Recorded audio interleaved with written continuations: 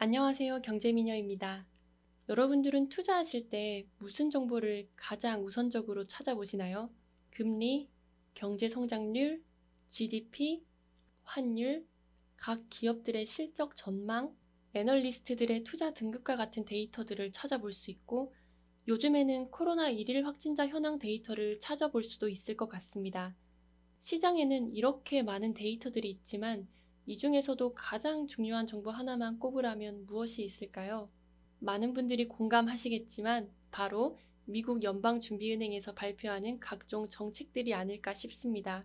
현재 연방준비은행의 의장인 제롬 파월의 인터뷰 하나를 보기 위해서 전 세계 투자자가 잠도 자지 않고 기다리고, 시장에서는 정보가 공개되자마자 즉각 반영되며 미국 시장 전체가 2%에서 3%씩 움직이기도 하고, 심지어는 제롬 파월의 인터뷰에서 말의 뉘앙스까지 해석하며 시장에 미칠 영향을 분석하기까지 합니다. 최근 주식시장의 흐름을 살짝 말씀드리자면, 코로나19로 인해서 경기 침체가 우려되자 연준에서 막대한 유동성을 풀어 방어했습니다.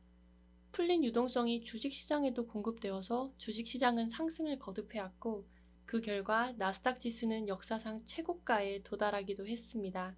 심지어는 각종 경제지표들이 부정적으로 나오더라도 이에 대한 연준의 대응을 기다리며 주가는 오히려 상승하는 상황까지 이르렀습니다. 전 세계에서 중심이 되는 미국 시장의 가장 큰 손은 연방준비은행이라 해도 무방할 정도입니다. 이쯤 되면 미국 연방준비은행이 어떤 일을 하는 곳이고 왜 이렇게 막강한 권한을 가지고 있는지 궁금하지 않을 수 없겠죠? 덧붙여 연준이 그동안 경제 위기 때마다 어떻게 대응했는지를 안다면 앞으로의 연준의 행보를 예견하는 데도 큰 도움이 될 거라 생각합니다. 그런 의미에서 연방준비제도의 기원과 목표, 그리고 경제 위기마다 연준이 어떤 대응을 해왔는지를 보여주는 책 한 권을 소개해드리겠습니다. 바로 벤 버냉키의 연방준비제도와 금융위기를 말하다입니다. 이 책을 통해서 연준은 어떤 기능을 하고 1930년 대공황과 2008년 금융위기에 어떤 대응을 했는지 한번 알아보겠습니다. 버냉키가 소개하는 연방준비제도의 목표는 크게 두 가지입니다. 첫 번째는 경제 안정화입니다. 구체적으로 물가 상승률을 안정적으로 유지하여 경제 참여자가 안정적으로 경제 활동을 할 수 있도록 돕는 것입니다. 구체적으로는 물가 상승률을 2%를 유지함을 목표로 한다고 밝히고 있습니다. 두 번째는 금융 안정화입니다. 구체적으로는 은행들의 은행, 즉 최종 대부자로서의 역할을 의미합니다.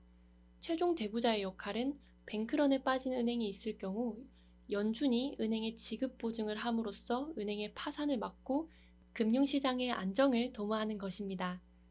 연준의 목표와 역할에 대해서 알았으니 그럼 경제 위기 때마다 구체적으로 무슨 일을 했는지 알아볼까요? 먼저 1930년대 대공황 시절부터 살펴보겠습니다. 당시에는 1차 세계대전의 영향, 그리고 1920년대 경제 호황으로 인한 주가 버블 형성, 그리고 근본위 제도로 인해 경제 성장만큼 시중의 통화가 충분히 공급되지 못했습니다. 그리고 이로 인해 경기 침체가 발생했습니다. 연준의 대응은 어땠을까요? 자금의 유출을 우려한 연준은 금리를 상승시켜버렸고, 근본 이자에 묶여있던 터라 통화를 충분히 공급할 수 없었습니다. 그리고 당시에는 경기의 상승과 하락은 자연스러운 현상이고 종국에는 자연스럽게 해결된다는 의식이 팽배했던 터라 은행의 줄도산도 묵인하게 됩니다. 결국 물가는 10%씩 하락하고 경제는 깊은 침체에 빠졌습니다. 연준은 경제 안정의 기능과 최종 대부자의 기능 둘 다를 실패한 것입니다. 그 결과 미국 경제는 장기간 침체에 빠졌고 1933년 루즈벨트가 집권할 때까지 이어졌습니다. 2008년 금융위기 당시는 어땠을까요? 2000년대 초반 주택가격 상승으로 인해 은행에서는 소득증빙 없이 주택가격의 100%까지 대출해주며 주택담보대출을 확대했고, 여기에 더해 투자은행에서는 주택담보대출들 수백 개를 묶어 금융상품을 만들어 또 팔았습니다. 여기서 끝이 아닙니다. 보험회사는 이 금융상품의 손실을 보전해주는 보험상품을 만들어 함께 팔며 버블을 키웠습니다. 2008년쯤 주택가격이 하락하기 시작하며 버블이 붕괴되고 금융위기가 시작되었습니다. 이때 연준은 대공황 때와 달리 적극적으로 대응했습니다. 기준금리를 제로까지 인하하고 시중의 채권과 MBS들을 사들이며 유동성을 공급하는 통화 완화 정책을 펼쳤습니다. 그리고 은행들과 금융기관들의 도산을 막기 위해서 최종 대부자로서의 지급 보증을 해주었습니다. 파산 위기에 있는 기업들의 인수합병을 지원하고 마땅한 인수 후보가 없는 기업은 국유화하여 파산을 방지했습니다. 그 결과 천문학적인 비용이 발생했고 당시 연준 의장이었던 벤 버냉키는 하늘에서 돈을 뿌린다는 의미인 헬리콥터 버냉키라는 별명까지 얻었지만 금융기관들이 빠르게 원상복귀하며 금융위기가 실물 경제에까지 번지는 것을 최소화하였습니다. 1930년대의 실패를 교훈 삼아 2008년에는 적극적으로 연준의 기능을 수행한 것입니다. 이 책에는 없는 내용이지만 올해 코로나 사태 때는 어땠을까요? 코로나 사태가 발생하자 연준은 2008년과 비슷한 조치들을 시행하였습니다. 기준금리를 즉시 0까지 인하하고 시중의 채권과 MBS들을 사들이며 적극적으로 양적 완화를 펼쳤습니다. 그리고 금융기관들 뿐만 아니라 일반 기업들에까지 필요하다면 직접 대출을 지원해주는 최종 대부자로서의 역할도 수행하였습니다. 여기까지 각 경제 위기 때마다 연준의 대응을 정리해봤습니다. 다음 화면에 나오는 이 표만 본다면 2008년 금융위기 당시와 올해 코로나 사태 때의 연준의 대응이 동일하다고 생각하실 수 있는데요. 자세히 살펴보면 조금 다른 측면이 있습니다. 2008년 당시에는 은행과 금융기관의 유동성에서 문제가 발생한 만큼 은행과 금융기관에 1차적으로 유동성을 공급하고 이 유동성이 경제 전반으로 흘러들어가게 했다면 코로나 사태 때는 유동성이 필요한 기업에 직접 지원해 주었다는 차이점이 있습니다.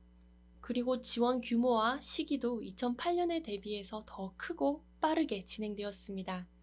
실제로 2008년 당시에는 약 4조 달러를 2008년부터 2014년에 걸쳐 시장에 풀었다면 코로나 사태 때는 2020년 3월 이후 약 5개월 동안 이미 4조 달러를 시중에 풀었고 추가 공급이 현재 진행 중입니다. 벤 버냉키는 이 책에서 금융위기 당시에는 보험회사와 같은 은행이 아닌 금융기관에 연준이 직접 유동성을 공급하기 위해서 의회를 설득하느라 지원 시기가 늦어졌고 규모도 생각보다 많이 줄어 한계점이 많았다고 이야기하기도 했습니다. 2008년 당시에는 주가지수가 전고점을 회복하기까지 3년이 걸린 반면 코로나 사태 때는 4개월이 채 걸리지 않았다는 점을 생각해보면 코로나 사태 때 연준이 더 과감하고 빠르게 정책을 시행했음을 알 수 있습니다. 물론 실물 경제는 아직 침체되어 있는 상황 속에서 금융시장만 빠르게 회복한 건 사실이지만 아직 코로나 사태가 끝나지 않은 시점에서 금융시장의 혼란을 이 정도로 최소화한 점은 연준이 역할을 잘 수행한 것이라 생각됩니다. 여기까지 1930년 대공황과 2008년 금융위기 그리고 올해 코로나 사태까지 연준의 대응과 결과를 살펴보았습니다. 여러 경제 위기들을 거치면서 경험이 쌓인 연준이 제대로 역할을 수행하면서 경제 위기로 인한 충격을 최소화해왔음을 알 수 있습니다. 전문가들은 흔히 경제 위기가 일정한 주기를 가지고 반복된다는 이야기를 합니다. 하지만 경제 위기의 발생은 통제 불가능하더라도 금융 위기로 인한 충격의 크기는 충분히 통제 가능할 것 같습니다. 그리고 그건 연준의 손에 달려 있다고 생각합니다. 앞으로 경제 위기가 발생하더라도 연준의 대응을 잘 살펴본다면 그 속에서 투자의 기회를 발견할 수 있을지도 모르겠습니다. 이상 벤 버냉키의 연방준비제도와 금융위기를 말하다 도서 리뷰를 마치겠습니다. 지금까지 경제미녀였습니다. 영상 시청해주셔서 감사합니다.